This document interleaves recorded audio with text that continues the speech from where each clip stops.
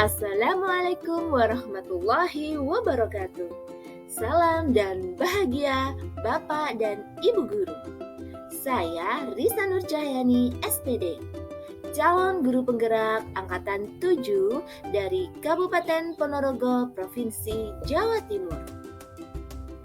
Di sini saya akan memaparkan koneksi antar materi, kesimpulan, dan refleksi pemikiran dari Ki Hajar Dewantara dalam tugas 1.1.A.8. Di sini saya akan memaparkan tentang 3 pertanyaan. Yang pertama, apa yang saya percaya tentang murid dan pembelajaran di kelas sebelum saya mempelajari modul 1.1. Yang kedua, apa yang berubah dari pemikiran atau perilaku saya setelah mempelajari modul 1.1 ini? Dan yang ketiga, apa yang bisa segera saya terapkan lebih baik lagi agar kelas saya mencerminkan pemikiran Ki Hajar Dewantara. Baik Bapak dan Ibu Guru, saya akan memaparkan masing-masing dari pertanyaan berikut. 1. Yang saya percaya tentang murid dan pembelajaran di kelas sebelum saya mempelajari modul 1.1 Filosofi Pendidikan Ki Hajar Dewantara. Saya beranggapan, pertama, guru memberikan materi pelajaran yang harus murid ikuti sesuai dengan instruksi guru. Berikutnya, suasana kelas yang tenang, tertib, dan disiplin menandakan murid belajar dengan tekun. Murid jarang mengungkapkan pendapatnya dan cenderung pasif di dalam kelas, belajar sesuai dengan instruksi guru. Serta dalam kegiatan pembelajaran di sini, penuntasan materi pembelajaran itu yang diutamakan dan mendapatkan nilai minimal setara dengan KKM. Banyak perubahan pada diri saya setelah mempelajari modul 1.1 Filosofi Pendidikan Ki Hajar Dewantara. Salah satunya adalah saya lebih memahami anak, bahwa setiap anak memiliki kodrat alam masing-masing.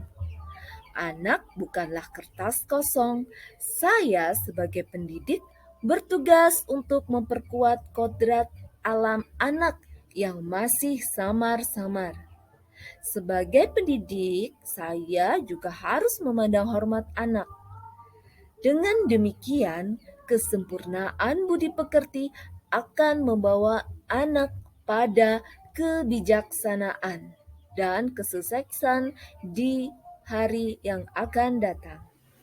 Hal yang bisa segera saya terapkan agar pembelajaran di kelas lebih baik yang mencerminkan pemikiran Ki Hajar Dewantara adalah seperti mengembangkan budaya daerah dengan kegiatan ekstrakurikuler, dengan mengaitkan fungsi, tujuan, nilai yang terkandung di dalamnya, serta karakter yang dibentuk, di mana dalam kegiatan ekstrakurikuler tersebut anak dapat belajar bagaimana bekerja sama dan mengerti sejarah dari budaya daerah yang sedang mereka pelajari.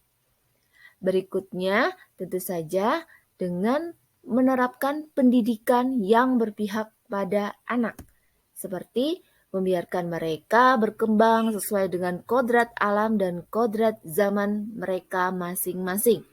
Di dalam kelas, kita bisa melakukannya dengan memberikan pembelajaran yang berdiferensiasi.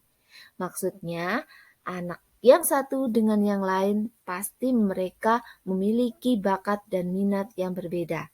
Nah, dalam satu tema misalnya kita bisa memberikan masing-masing siswa pembelajaran yang berbeda. Satu siswa dia lebih suka menggambar, mungkin siswa tersebut dapat kita minta untuk menerapkan materi yang sedang dipelajari dengan bentuk gambar. Satu lagi, siswa suka bercerita bisa menuangkan apa yang ada dalam tema tersebut dengan bercerita, dan seperti itu seterusnya. Pembelajaran yang berikutnya adalah pembelajaran yang mengutamakan budi pekerti. Tidak lupa, budi pekerti di dalam pembelajaran harus selalu diselipkan karena ketercapaian budi pekerti mereka akan mendapatkan kebijaksanaan di kemudian hari.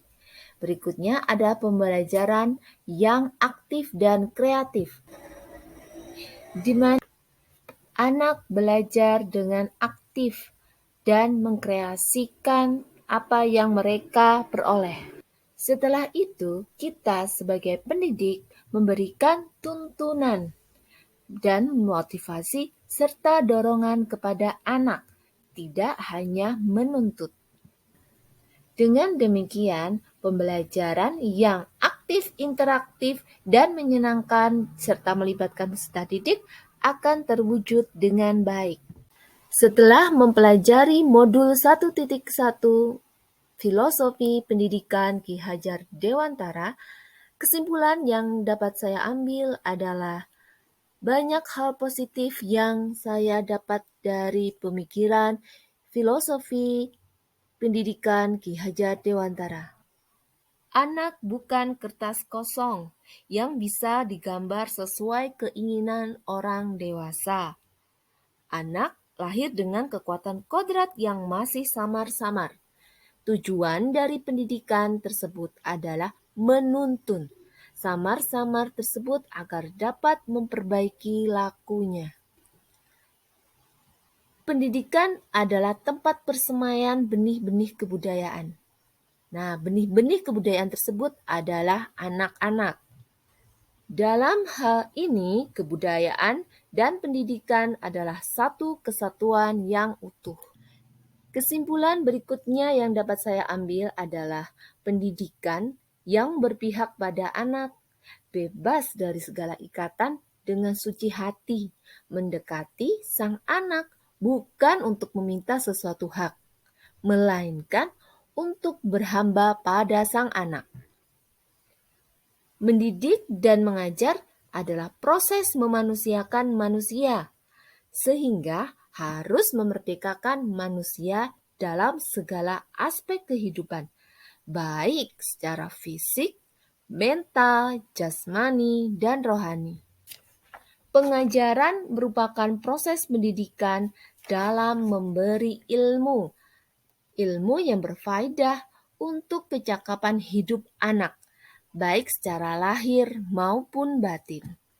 Sedangkan pendidikan menuntun terhadap segala kodrat yang dimiliki anak.